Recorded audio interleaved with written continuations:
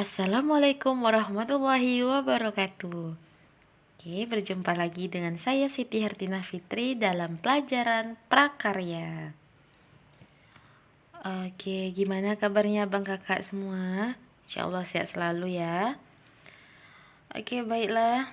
Sebelum kita memulai pelajaran kita pada hari ini, marilah sama-sama kita membaca basmalah terlebih dahulu.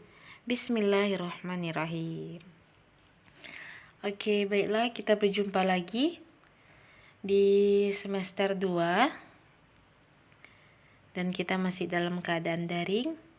Oke, jadi mari sama-sama kita berdoa biar secepatnya bisa dilakukan tatap muka. Oke, baiklah, pembahasan kita pada hari ini bab pertama pada semester 2 yaitu tentang kerajinan dari bahan logam, batu, dan plastik.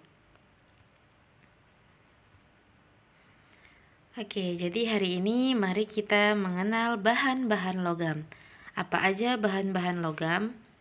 Oke, sebelum kita membahas tentang apa aja bahan-bahannya, mari kita bahas sedikit tentang logamnya. Jadi, logam adalah mineral yang memiliki sifat dan karakter berbeda dari bahan lainnya. Contohnya adalah sifat logam yang dapat menghantarkan panas dan listrik. Logam juga memiliki sifat mekanik yang baik, yaitu mampu membawa atau menahan beban yang diberikan, baik statis maupun dinamis, pada suhu biasa, suhu tinggi maupun suhu minus 0 derajat Celcius. Oke, itu dia mengenal sedikit tentang logam. Oke, mari kita masuk ke jenis-jenis logam. Oke, apa aja dia? Yang pertama ada aluminium. Bisa dilihat ini adalah bentuk aluminium. Yang sebelah kiri masih dalam bentuk batangan atau mentahnya. Sedangkan yang sebelah kanan sudah menjadi sebuah kerajinan atau sebuah benda. Oke. Aluminium adalah logam yang tahan terhadap korosi. Hasil industri kerajinan dari aluminium adalah peralatan memasak dan komponen listrik.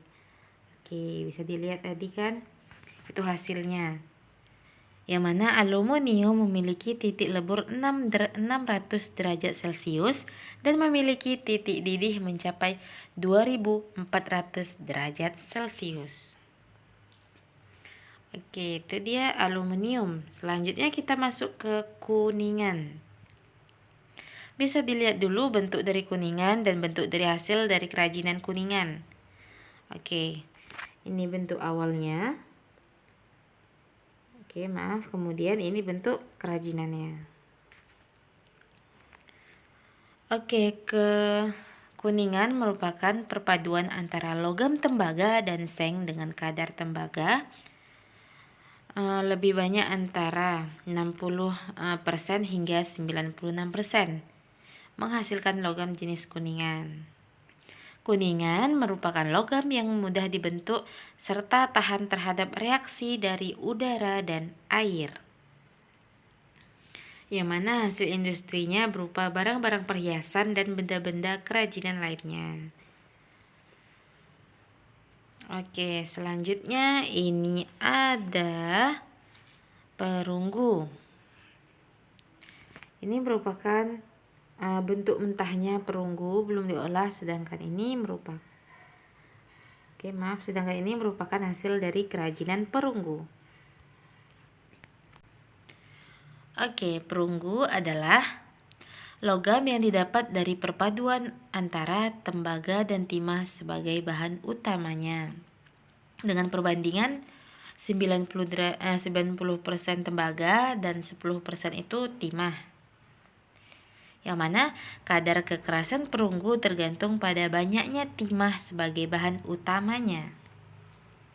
Apabila banyaknya timah lebih tinggi, maka kekerasan bertambah besar dan warna menjadi lebih putih. Itu kalau lebih baik timahnya. Oke, hasil kerajinannya apa? Hasil kerajinannya berupa patung seperti tadi, patung singa, kemudian lampu gantung, guci, nakara, dan kotak penyimpanan. Oke, bisa juga dilihat benda-benda di sekitaran abang dan kakak. Contohnya pada lampu gantung bisa dilihat itu termasuk jenis apa. Mana tahu juga termasuk dalam jenis perunggu.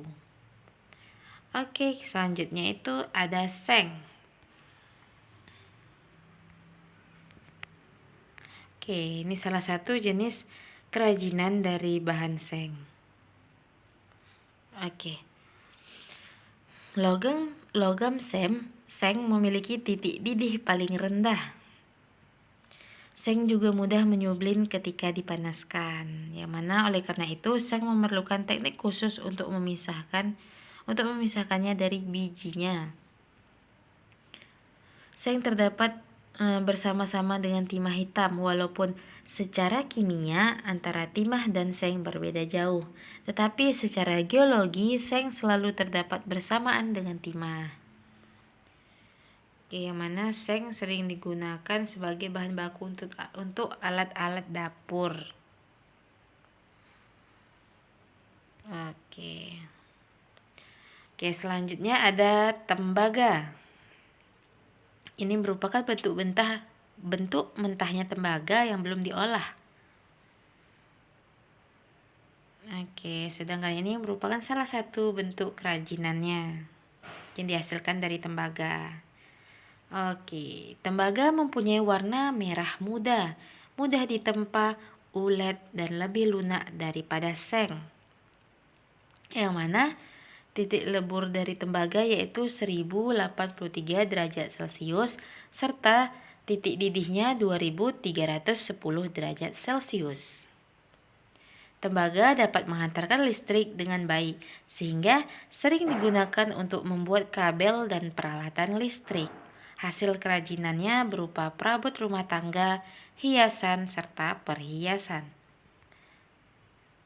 Oke, ini dia jenis tembaga pada listrik. Jadi bisa pada kabel listrik. Jadi bisa kakak dan abang lihat pada sebuah kabel itu jika dibuka kabelnya atau jika dibuang luarannya itu bakalan terlihat tembaga kuning-kuning seperti ini.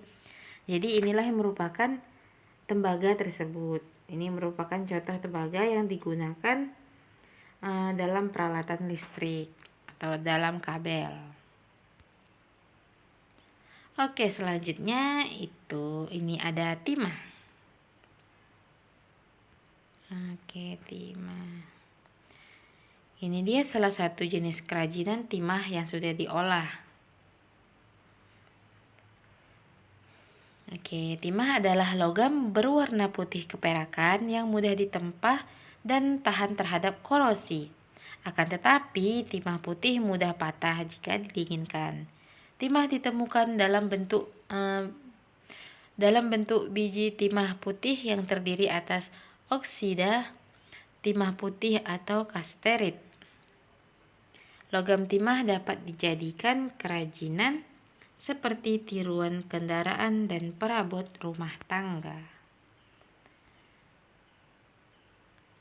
Oke, itu aja pembahasan kita pada hari ini. Dan untuk tugasnya,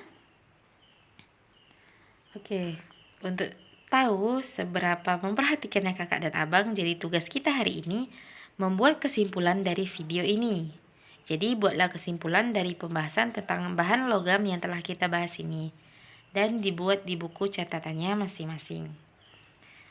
Oke, itu aja pembahasan kita pada hari ini. Baiklah, sampai berjumpa di video berikutnya. Oke, tetap semangat belajar darinya. Dan mari kita doakan terus supaya virus ini cepat pergi dari tempat kita. Oke, baiklah, sampai berjumpa di video-video selanjutnya. Wassalamualaikum warahmatullahi wabarakatuh.